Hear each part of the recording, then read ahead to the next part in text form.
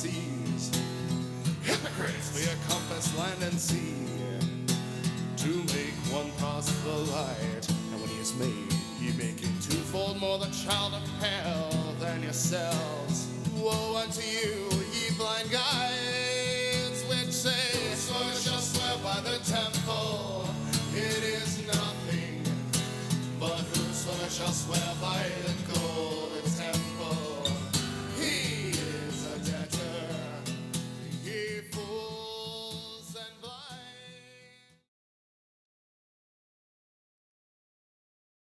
Hello, good morning. Welcome to Line by Line Bible Studies.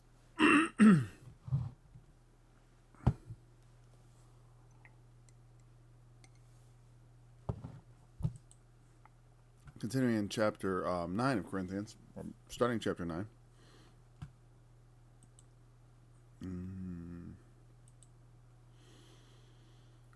All right.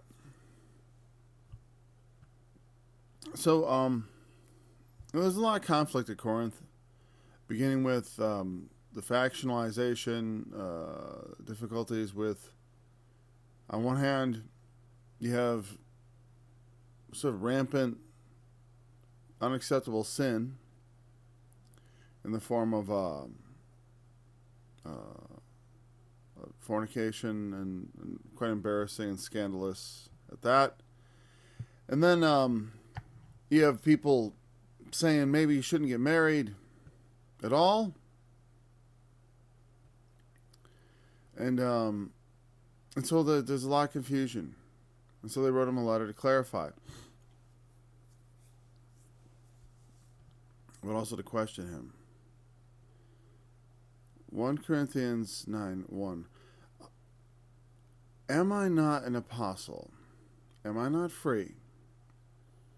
Have I not seen Jesus Christ our Lord? Are not ye my work in the Lord? If I be not an apostle unto others, yet doubtless I am to you. For the seal of mine apostleship are ye in the Lord.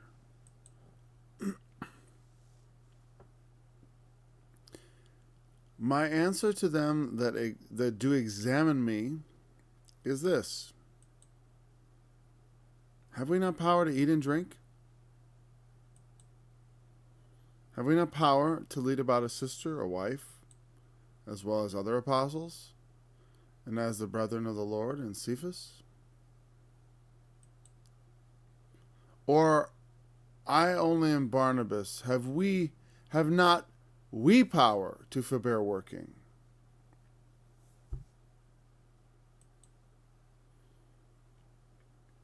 And this word power, I'm almost certain is exousios. I'm just going to quickly look it up in Bible Hub. Wrong chapter, Paul. 9. Yeah, because, the question is, don't we have the authority to do these things? And power is exousia. Power to act or authority. We have authority to eat and drink. We have authority to forbear working.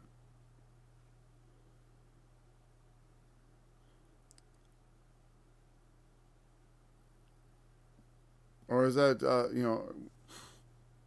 who goeth a warfare any time at his own charges? Who planteth a vineyard, and eateth not the fruit thereof? Or who feedeth a flock, and eateth not the milk of the flock? Say I these things as a man?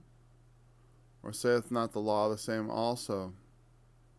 For it is written in the law of Moses, thou shalt not muzzle the mouth of the ox that treadeth out the corn. Doth God take care for oxen? A little bit. Or saith it altogether for our sakes? For our sakes, no doubt, this is written, that he that ploweth should plow in hope, and he that thresheth in hope should be partaker of his hope.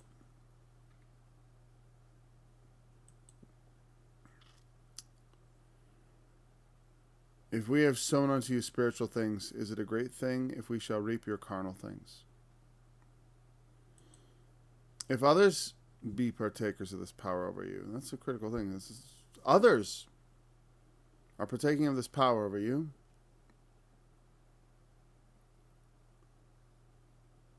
are not we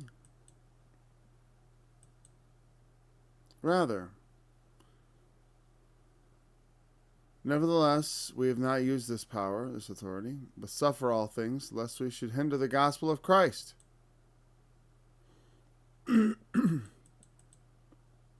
it's taking a little more. Do you not know that they which minister about the holy things live of the things of the temple, and they which wait at the altar are partakers of the altar? Even so hath the Lord ordained that they which preach the gospel should live of the gospel. But I have used none of these things, neither have I written these things, that it should be so done unto me. For it were better for me to die than that any man should make my glorying void.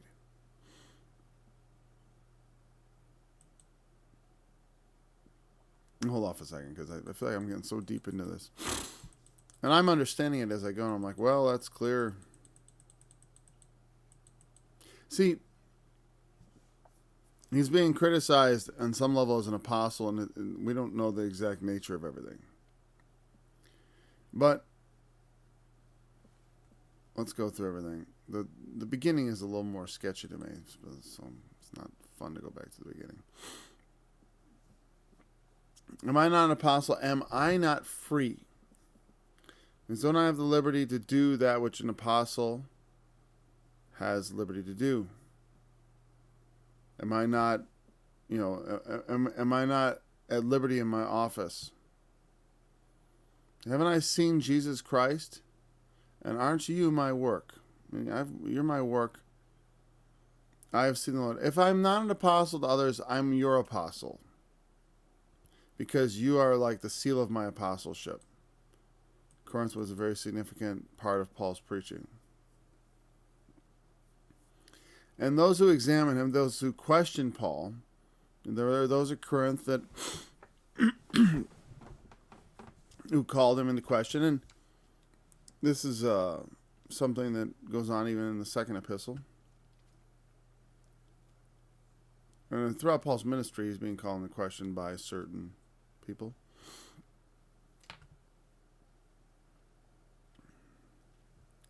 What he's saying is, these are the things that other people do. They eat and drink. They have wives. They don't work.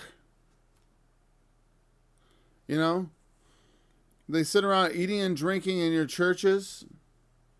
They have families to take care of, and they don't work. They forbear working. They're so holy and godly. They don't have time for work. Saying, don't we have power to just eat and drink like that? We have authority to eat and drink. To be, we got important things to discuss, and we need to eat.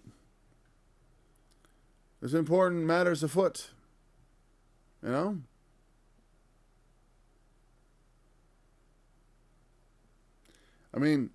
don't we have the power or the authority to have our families with us?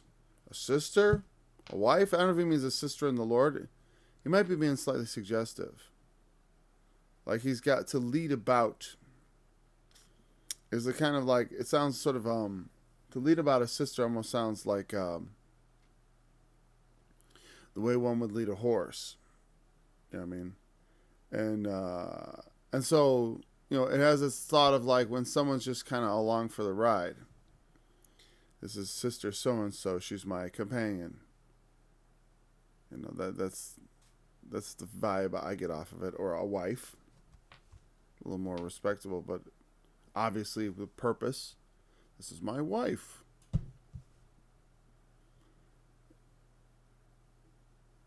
And now he mentions Cephas, because Cephas is Peter. And Peter had a wife. So much for the first pope. First pope was married. If they're going to claim Peter as their first pope. So there's no, that whole like celibacy is completely unnecessary. But it would sort of destroy the thing they've built over thousands of years. I mean, they have had not thousands over the centuries. Or you could definitely say for over 1,000 years they've been building up this celibacy thing, and it would be kind of like tearing it down. Now, and Paul's not anti-celibate by any means, as we learned in the last chapter. He's very much for it. But Peter wasn't. Peter had a wife. A lot of the Lord's brethren had wives. That's not really who he's concerned about here. That's not really who's examining him. I wonder what the word examine means. I want to know what that word is. I'm really curious all of a sudden. Verse 3. As air pressure changes. Let's make it seem like someone's trying to burst through the door. Examine.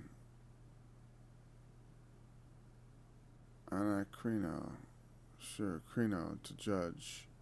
I mean, like, I forget what the ana prefix means.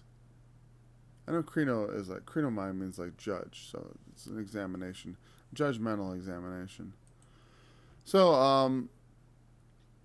and what he's suggesting is these who judge me go around eating and drinking, leading about their wives, and forbear working. And what he's saying, like, now I don't do any of these things. You know what I mean? And here's the thing. As he makes quite clear, they that preach the gospel have the right or the authority to live of the gospel. You can be so busy in preaching the gospel that you don't have time to earn a living. And so it's perfectly acceptable for such people who are full-time involved with the gospel to make their living off of it. Okay? That's not like out of bounds. It's perfectly acceptable.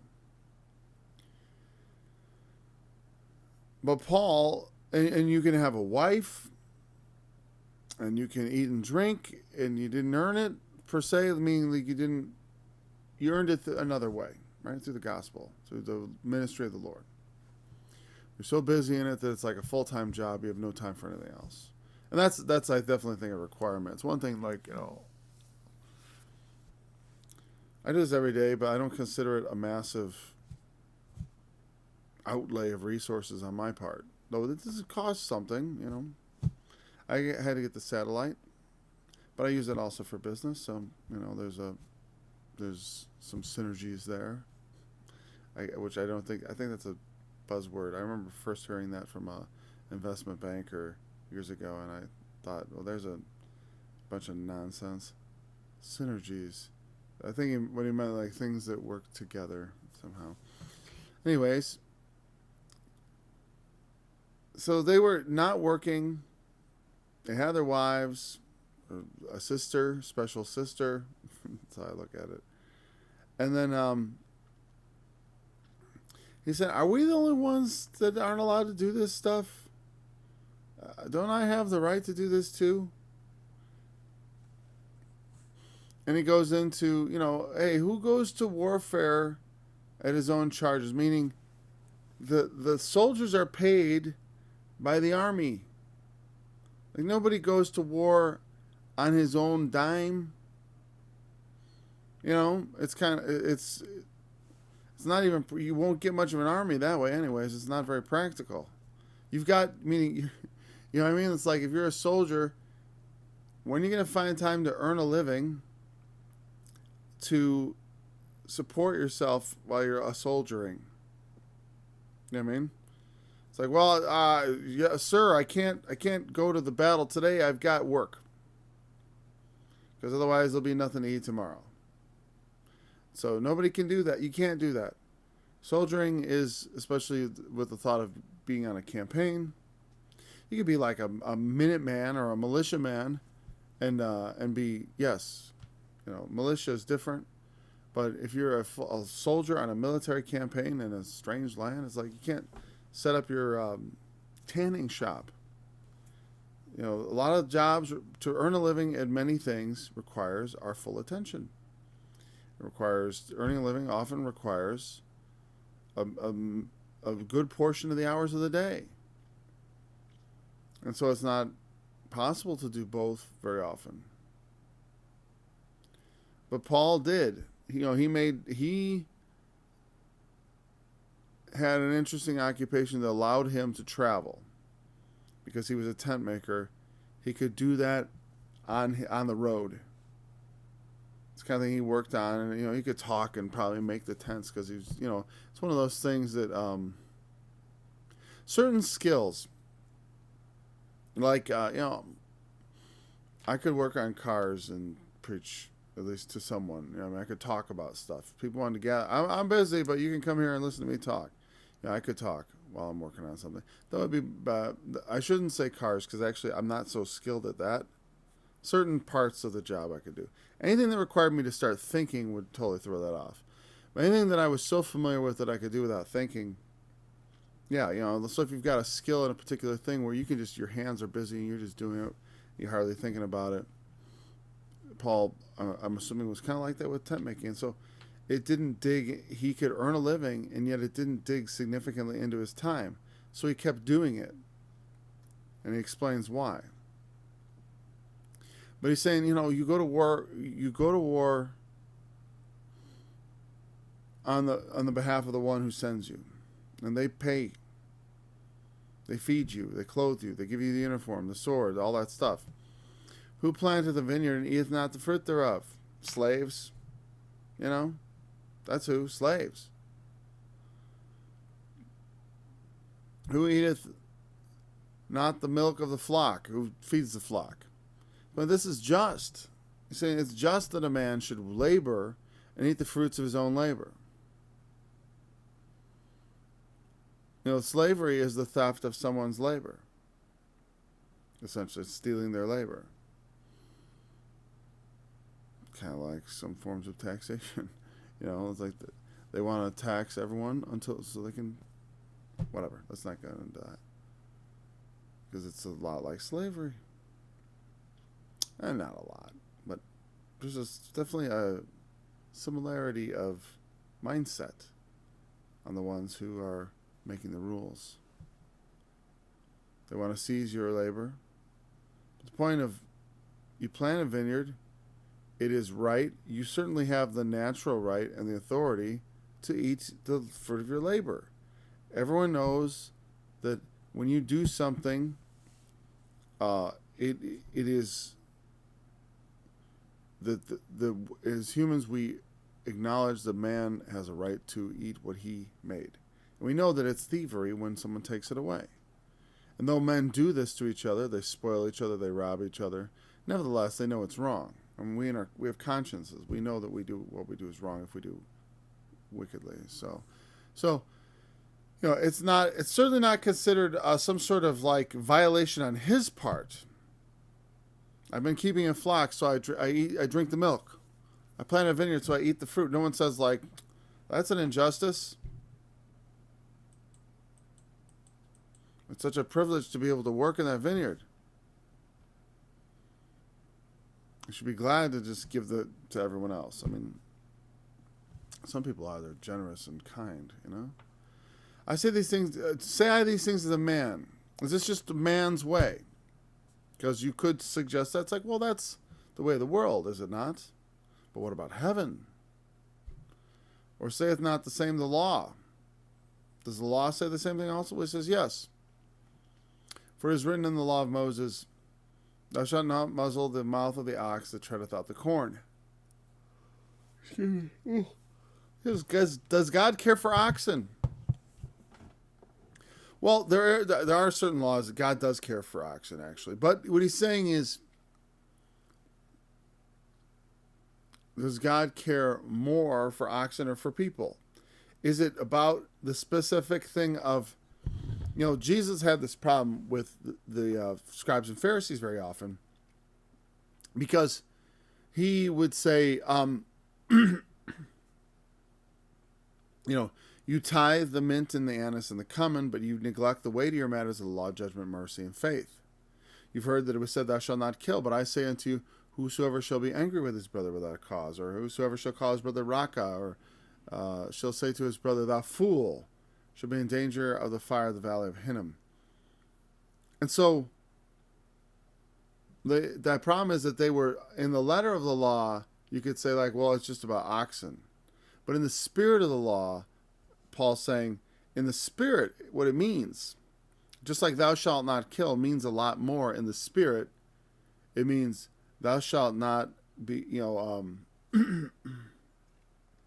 be abusive to your brother in your language. Thou shalt not kill also means that, spiritually speaking. That's why Jesus expanded on the commandments. Thou shalt not commit adultery in the spirit means thou shalt not look on a woman with lust. And so, spiritually speaking, thou shalt not muzzle the ox that treadeth out the corn.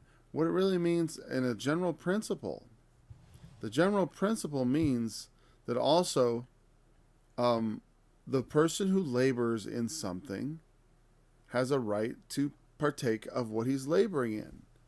And so, it was, and it's a simple thing. And, people probably do this all the time. They probably do put muzzles over animals. I mean, they don't have animals grind corn anymore, but it's a very natural thing. It's like, well, he'll eat all the corn while he's treading it. But the Lord said, no, don't muzzle him while he's treading the corn. Let him eat. He's doing a very difficult job. If he's hungry, let him have it. And so also that for men who work in a particular thing, it's right for them to partake of it, to share in the fruit of their labor. And so is God really taking for oxen? No, he says it for our sakes, Paul says. That's really what's at the bottom of this. It's not about oxen at the core, though surface level it is about oxen. And there are other laws carrying after animals. But, how you treat your animals, it isn't important. Like when God tells you to treat your animals well in the law, it's not merely because he's so concerned about animals, because he's concerned about you. Because when people are mistreating of their animals, there's something wrong with them. I mean, we should not mistreat when you engage in the mistreatment of animals, there's something about you that you're not empathizing with something that's smaller than you.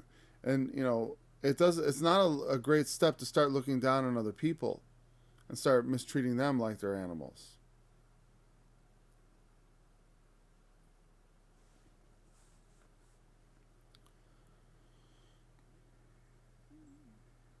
It was written that he that should plow in hope. Meaning, and hope means in Greek elpizo, which is expectation. Hope is that which you have a hope for something. There's an end in mind that's coming.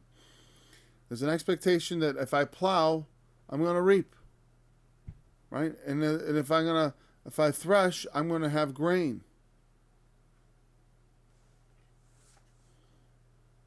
That what I am hoping for, I should be able to take part in it. Shouldn't all be seized from me. I shouldn't have to work without ever receiving anything.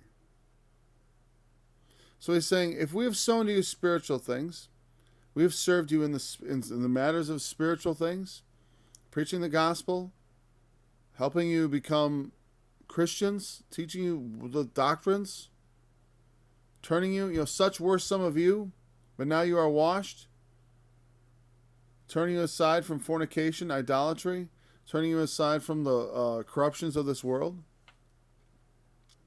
I came to you and sowed spiritual things. So is it a great thing if I reap your carnal things? If I come in and then you support me as I help you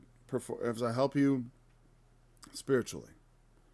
It's like people think nothing of paying their psychiatrist or their psychologist or whatever, Their therapists. They go to therapists, they pay them, and all they're doing is helping them in their mind, which you could argue is a form of spiritual assistance.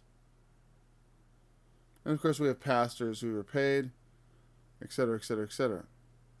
And a pastor is worthy of his hire. I've said this, is that I don't begrudge people their their salary and their ministry, unless they're not ministering to the level that salary calls for. Just mailing it in on Sunday is not what full-time ministry looks like. Even my morning streams, this is like, maybe almost not quite, but like almost the most I can do without going into, without cutting into my, even this does cut in sometimes, okay? Meaning I could be using this time in another way, certainly.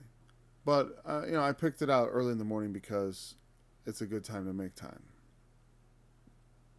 And it's always best to make time for the Lord.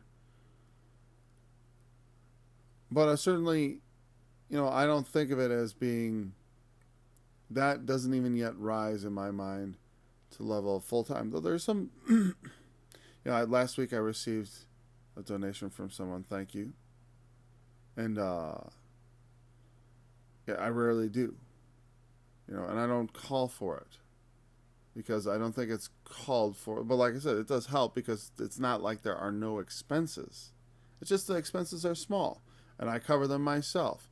But those, and then someone's like that sends in help, and then they can help carry others who maybe can't do anything. And that's fine.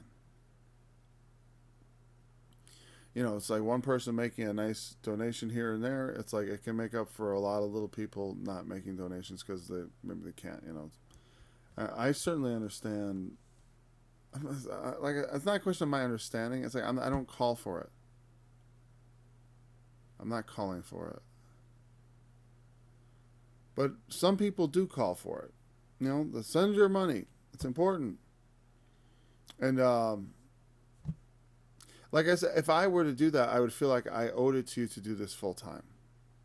If I was calling for it, if I was saying, I send money and I'm trying to earn a living here, then I would need to be so occupied with this that I had time for nothing else. And then I'd be justified. I'd be like, look, I got no other time.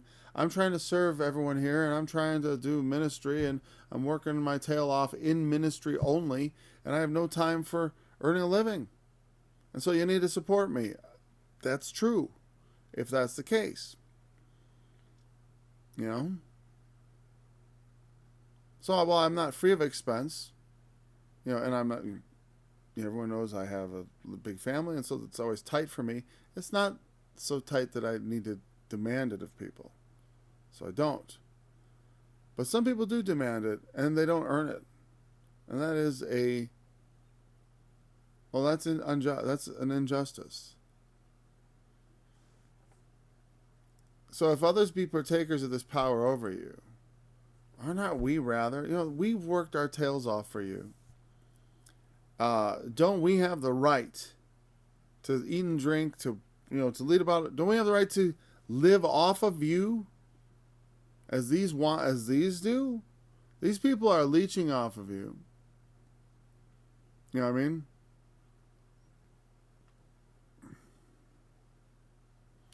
But we aren't. We suffer all things, lest we should hinder the gospel of Christ, because ultimately, when you're talking about money all the time, it is a hindrance. I don't care what people... Some people are very responsive to it because they love the Lord. And they hear someone talking about Jesus, and they look nice. They don't look all like... They're not in this... I forgot to turn on my extra light behind me, so it's a little darker than... I'm trying to make it a little brighter in here, based on requests. But... you see someone in a bright studio. They're in nice suit and clothes. It's funny to me how there's an interesting thing that sort of money begets money. Is if someone makes a show of wealth and money, it seems like people are just more likely to give them more money. And that's not totally, him that hath shall be given, and from him that hath not shall be taken even that which he seems to have. There's a lot of ways you can look at that. But people seem to give their money, but they're also being asked. And I remember one of the things that when I was part of Arnold Murray's, I used to watch his show anyways, right? And I used to order his tapes. And he always makes a big deal about, I never talk about money, except when I'm talking about how much I don't talk about money, obviously. He talked about money all the time, actually. He never stopped bragging about how he doesn't beg. Even though every broadcast, he asked for a donation. And asking for a donation is begging. Now, it's not getting on your hands and knees and making a big show of begging, but the root meaning of beg is simply to ask. To ask is to beg. Now, we think of beg in terms often of like some very characteristic humiliation type things where you get down and you humiliate yourself in front of someone to ask, to beg them for money, to plead with them for money. But even beg and plead, both those terms, at the root just mean to ask. So someone sitting out in the street and just saying, please, could I have some money? In a very polite way. They're begging as much as anyone who goes, oh, please, give me money. There's no difference. And he asked for a donation, that's begging. And he asked for money all the time. But the people thought he didn't because he had this absolute audacity to just sit up there and declare he doesn't beg. Because he's, I never beg. Because in his mind, he has a very specific definition of what beg means. Beg is like, I'm begging, I'm pleading with you. Please give me money. You know, that's begging. Well, he didn't do that. But he asked for money constantly. He talked about money constantly. He hated talking about money so much that he just talked about it all the time. Which is funny. If you watch my studies, you'll find I only talk about money when the Bible talks about money. For the most part, right? I mean, for the most part, right? So that's something that comes up on a daily basis. Why should it?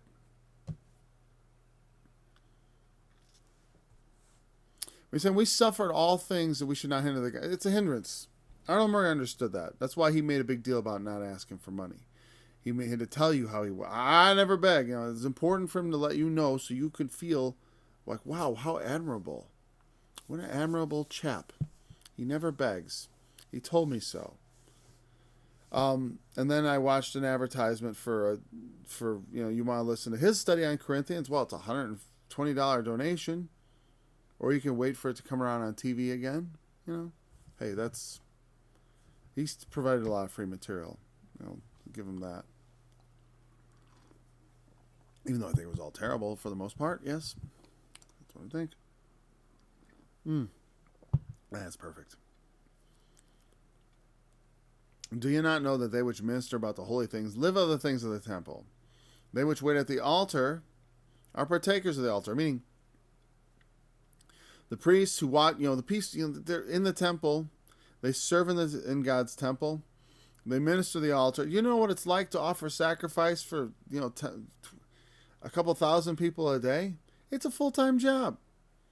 He's at the altar all day, killing things, helping offer the sacrifices, burning the sacrifices, and reading the laws over them, and advising and doing the duties of a priest. It's a full-time job. Some people might think it's an unnecessary job. I mean, people don't like religion. But if a man is working at it full-time, even if you don't agree with it, it's still working. He's still working it. He's got a full-time job. He's busy being a priest, making the sacrifices. So yeah, he lives off those things. He eats the meat of the altar. That's what happens to the meat on the altar. The priest takes a portion for themselves. It was the way they survived. And those that minister about the holy things, they live of the things of the... What do you think the donations that go into the temple are for? I think they throw them into a hole for God? Or shoot them up into the sky with a big cannon? No, the donations come into the temple to maintain the temple and to maintain the priests who maintain the temple. And in Israel, all the priests had to be married because it was a hereditary priesthood. Can't have a hereditary priesthood without priests getting married. So getting married as a priest was like important. Otherwise, we run out of priests. Even so, hath the Lord ordained that they which preach the gospel should live of the gospel. Hey, So I could use that power too. I could just up and decide, like, hey, I'm going to do this full time. And I could start saying, now you guys owe me or whatever, whatever. I'm just saying, it is when someone works at it full time, you don't owe me if you don't believe in what I do. You know what I'm saying? So, I mean, I might get out there and like start saying, everyone's got to send me money. And then it turns out that I just suck and nobody wants to help, which is fine. But, the Lord is ordained that they that preach the gospel should live with the gospel. If you're, because it can be a full-time job. Like missionaries do it full. They go out in the far-flung parts of the world. They risk their lives. So certainly, they deserve people's support. They have it coming. That is a real thing. That's something people do. That they've earned the right to live of the things of the gospel, to make their living off the gospel, because they're sacrificing so much of the life they could lead, the wealth they could pursue. But for some people, and this is the biggest complaint, is like, those guys on TV with the sharp suits and the thing. Don't send them your money. They're rich. And what are they doing with the money but buying more jets? They live in, like, you ever see where Kenneth Copeland lives? Or Joyce Myers? Or all these TV evangelist people? We don't need that much gospel preach. Like, they're not that good at it. The only people they reach are mostly other Christians already. I'm shocked they even have a ministry. I think what it is that, I get a lot of criticism for the criticism I level at Arnold Murray, which is an interesting thing, because a lot of times they're saying, you shouldn't criticize a man of God. And I'm like, well, then why are you talking to me? You're criticizing a man of God. Leave me alone. I answer to the Lord. Because and I've often called him, you're being a hypocrite. You're saying I shouldn't criticize a man of God, but here you are criticizing me. Well, because you're Christian. It's like, well, if it's not right to criticize a man of God, then you have no right to criticize me or anyone. And that mentality, there's this sort of respect that people are too willing to give people who haven't earned it.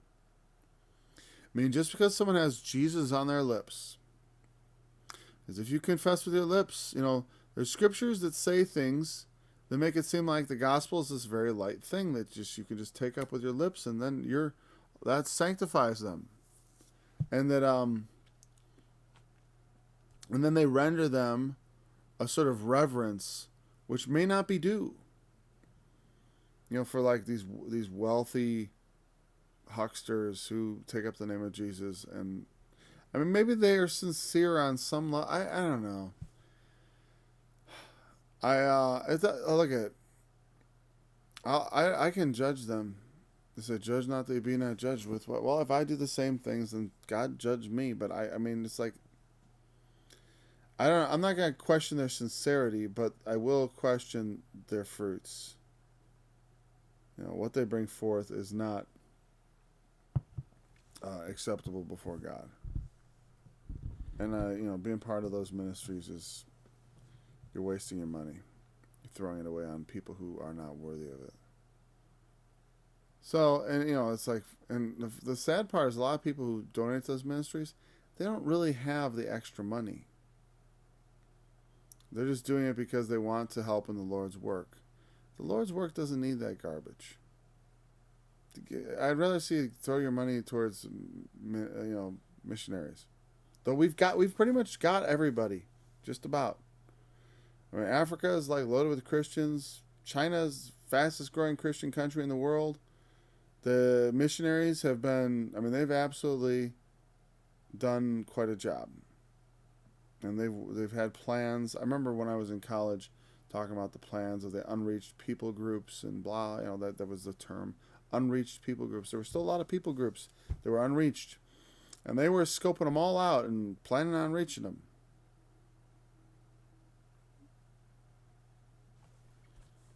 So they which preach the gospel should live of the gospel. But I've used none of these things, neither have I written these things. I haven't written this, that you should that it should be done. I'm not trying to say, oh, yeah, you should start paying me now. I'm not trying to change anything with this. I feel the same way. It's like, I'm telling you the things I'm telling you, like you shouldn't send them your money, right? And that it's appropriate on some level, like for the amount of ministering done, there can be, like there are expenses that need to be covered, etc., right? In different ministries, but not so much. Paul was able to cover his own expenses, and he did. And for the most part, I do. But I was thankful for the donation that came last week, I'll tell you that. But, and that's, like last year I had 2 donors, just so you know. 2 total donors, as I recall. And there's a third one, actually, a relative. So, it's not some thing that's an ongoing affair of all the money rolling. I remember I always get that from Shepherd's Chapel people. They think I'm making a living off of Arnold Murray. It's absurd. I'm making a living off the fruit of my own labors, not off of Arnold Murray's ministry, not even off of this. I said that the ministry has always been a net expense for me. You know what I mean? It's always been an expense. Something I've donated more to this ministry than anybody. Okay, so there's no competition, at least not at this point. I'm thankful for those who have helped out, but again, I am the chief donor. I'm donating my time, my talent, and my money to the cost of things. Because there are things that are expenses. Like the new headphones, they came from somewhere, and this is what I use them for. That and the music. I had a set that worked fine, but they're falling apart. Anyways, so if it were better for me to die, then okay, wait. I'm not trying to change things by saying this. I'm not trying to guilt anyone into giving to me. That's not the point. I'd rather die than that anyone should make imagine somebody starts sending all the money and all of a sudden it's like I can't claim that I'm the chief donor anymore. Or that for Paul's sake, I support this ministry with my own hands. He liked being able to claim that. He liked that I came around making tents and supporting myself. And I was charged, nobody had to do anything for me. Now this did change later, because he went to prison. And he wasn't able to work for himself, and so people sent him stuff and supported him. Eventually he had to. And that happens. If your ministry, you become too tied up in the ministry of God, you can't carry on like that forever. You know what I mean? I could see a time where I became so involved in it, especially after my children become established and they're finished with school and stuff. Remember, I got to homeschool my kids. I got too much stuff going on to be able to just drop everything and serve the Lord only. It would be a disaster for my family. Maybe that's not having enough faith, but I don't think the Lord has called me to that. But I could see in the future being more like I'm into it full time, and also not needing. The part about that is also when you have a family, you have a lot of expenses. When your children are all grown up, and maybe you and your wife only, and it's like you have a lot fewer expenses. Maybe your house is paid off. You have a lot of less things, so you don't need a lot of support to do it full time. I do it full time just for doing it full time. But I could see it becoming so that it was difficult to do anything else. And that's what happened to Paul. When he got older, it was like he was so into the ministry that there was no other way of supporting himself. And so then he accepted things from people. So at this time in the early part of his ministry, he didn't. He worked with his own hands. He preached. He didn't want the gospel to be hindered by someone thinking he was in it for the money. No one would think that he's in it for the money. For though I preach the gospel, I have nothing to glory of. For necessity is laid upon me. Yea, woe unto me if I preach not the gospel. Yes,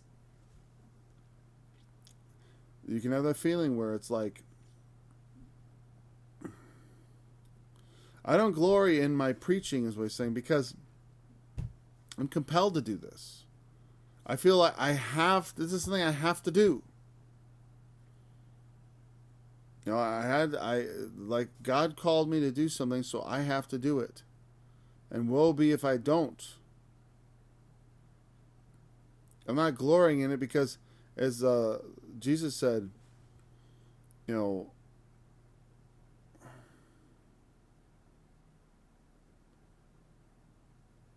trying to think of the way he said it, but basically he said, like, hey, don't think you're a great servant just because you've done what you've been asked to do.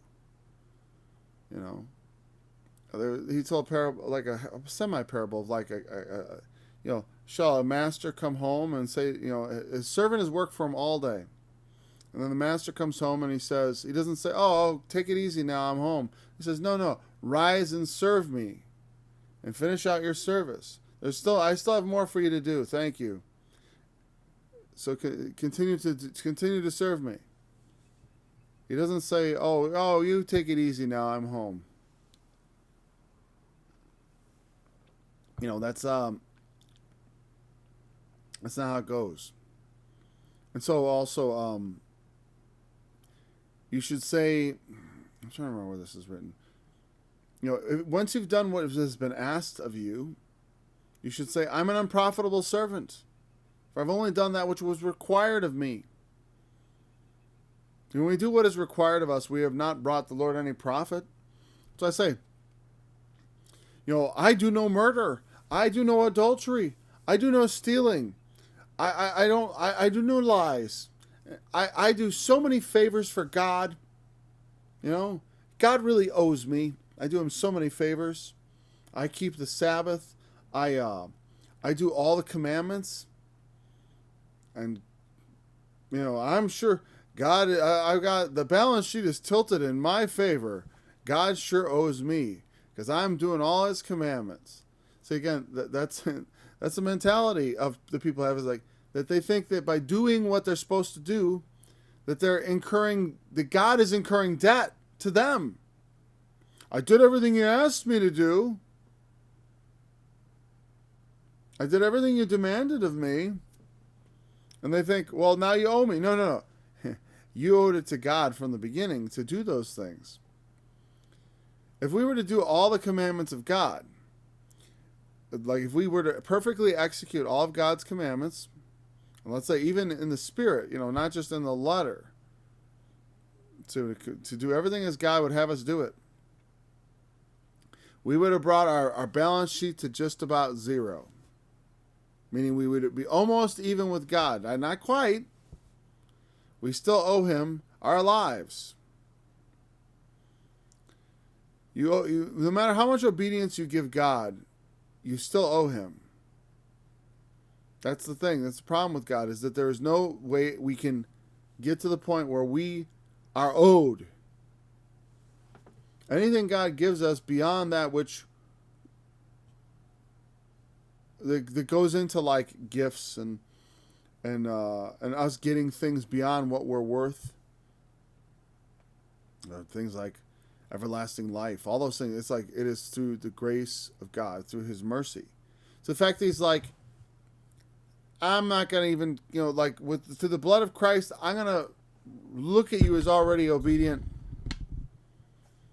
And now you can work for me, and you can treasure up for yourselves treasures in heaven.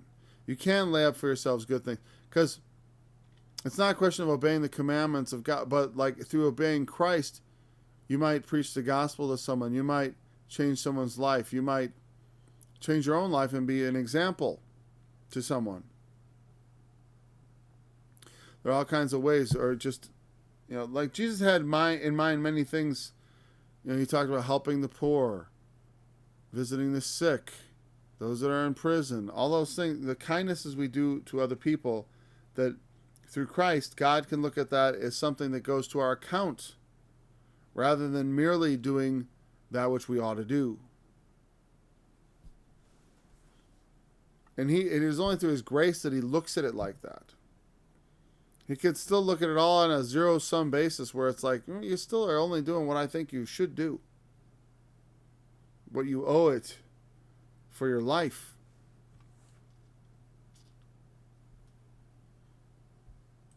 he's saying, I don't have any glorying in preaching the gospel. It's what I've got to do. It's laid on me. It's a necessity. I must preach the gospel. I must teach this Bible study. I don't care whatever anybody's got. It doesn't matter how much support or not. It's like, I've got to do it as long as I've got one student. That was the promise I made. Over 25 years ago.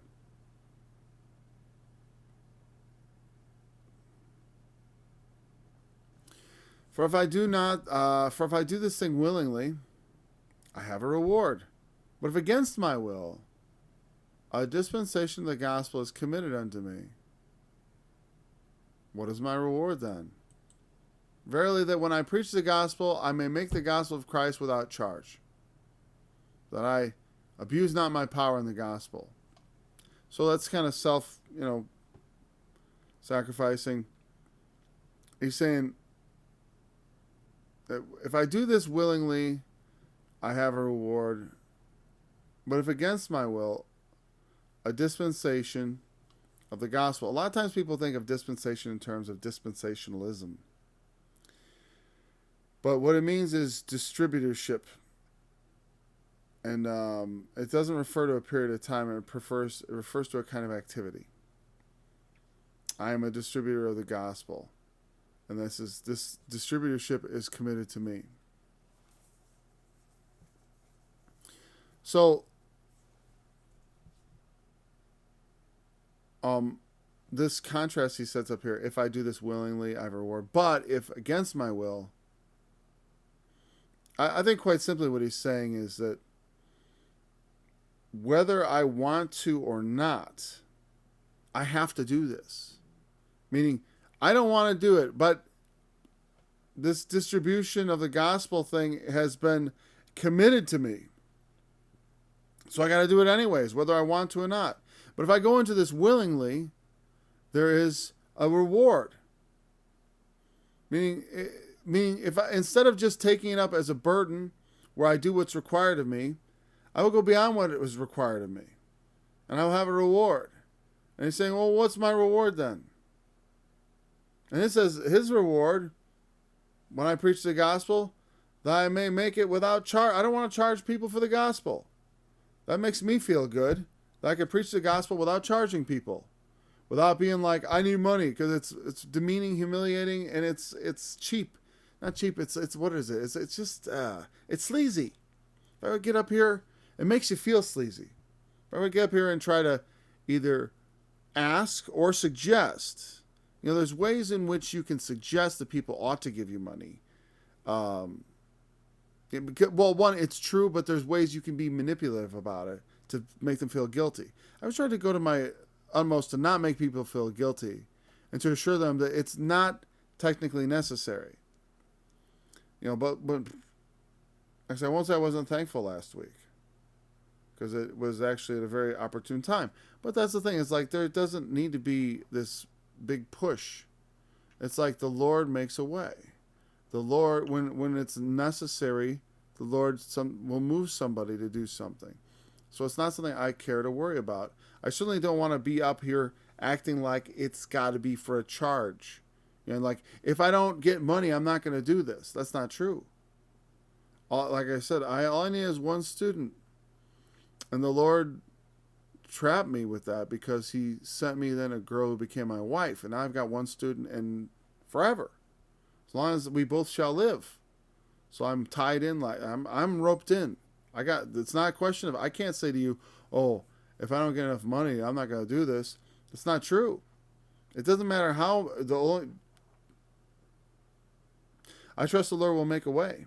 There are, like I said, there are expenses involved with it, minor expenses. If ever things were so bad I couldn't afford those expenses, I don't think that's going to happen. I think the Lord will make a way. So, I don't think I'm going to get to that point. So that's fine. Well, what he's saying is that, we can have this laid on us as a burden and just do it that way. Or we can do it for reward. Meaning it's a rewarding experience. Not that he's doing it like for hire. You know what I'm saying?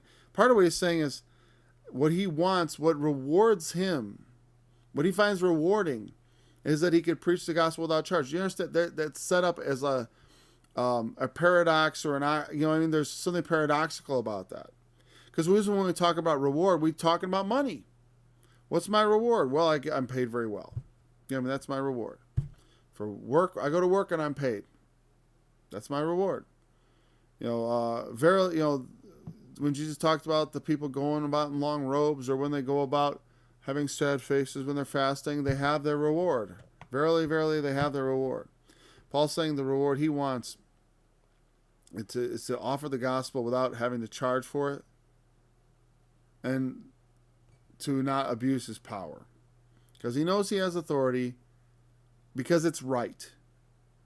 And just like I have authority, if the Lord laid it on me to do this full time, let's put it that way, because the Lord hasn't even asked me to do this full time.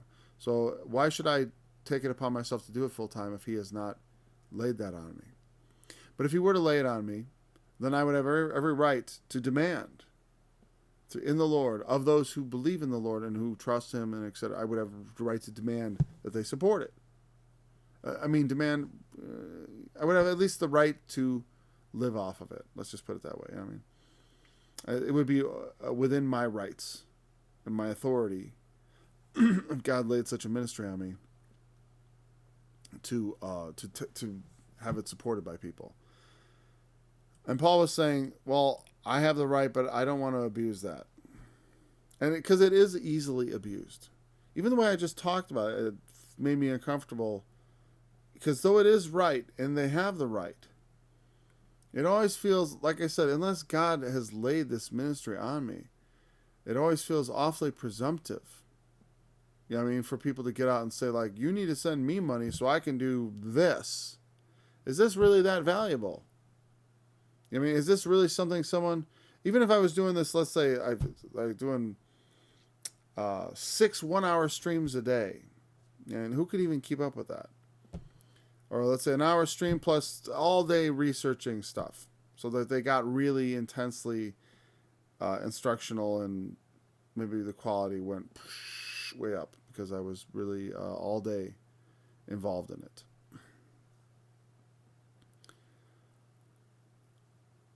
Even then, it feels a bit like presumptive to say, oh yeah, that's what needs to be done, is everyone needs to throw in and pay for this. For though I be free from all men, have I made myself servant unto all, that I might gain the more. I'm free from all. I don't have an obligation to men. I have no obligation to anybody out there.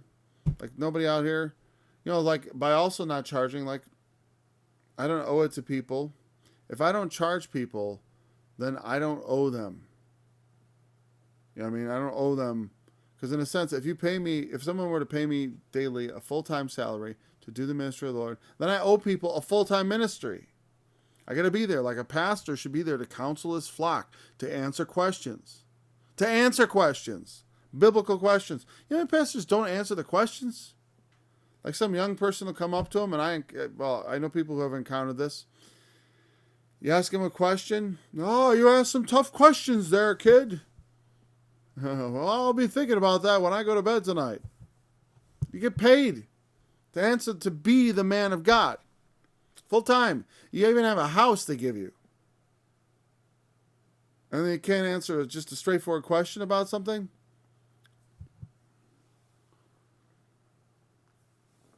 Or even a not so straightforward question. You can't just dive in and just... So full of fear, the way I see it. Afraid of what answering might do. Taking up a difficult question. Oh no.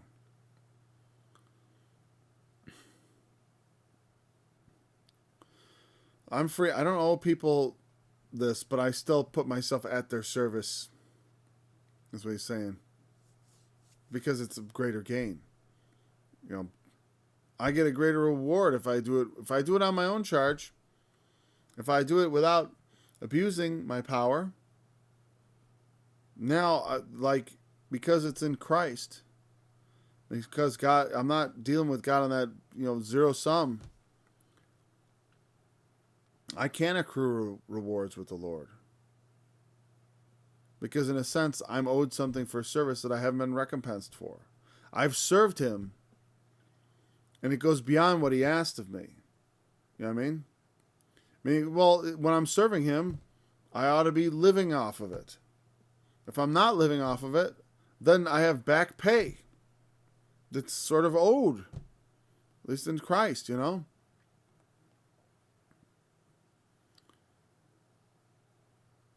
And all he really wants is to be able to preach the gospel without hindrance. You know, that's what he really wants. That's the reward he wants. He's like, I won't take money so that I can. It's almost self-fulfilling.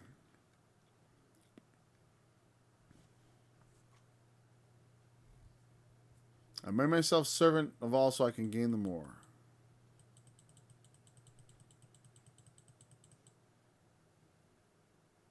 Yeah, we don't want to.